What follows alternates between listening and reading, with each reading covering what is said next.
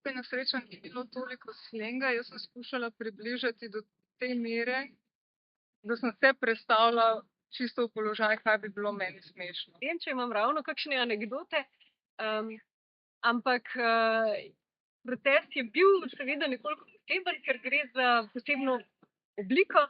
Gre namreč za roman, ki je napisan v pesmih, predstavljajo ga pesmi in nekaj šolskih spisov protagonistke.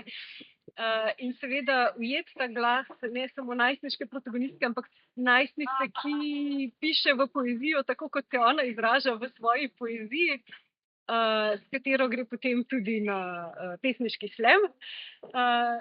Je bilo res poseben užitek, tudi ko se ona ali izliva svoje čustva, ali se pa tudi igra z različnimi pesniškimi oblikami in jih preizkuša. Je bilo pa res kar veliko, teh tako imenovanih orehov, zaradi tega, ker je ta knjiga, čeprav je namenjena pač mladim bralcem, napisana zelo na nek način zahtevno in terja se mi zdi tudi kar izkušenega bralca, ker se avtor zelo vešče, virtuozno poigrava s svojim orodjem, to je jezik.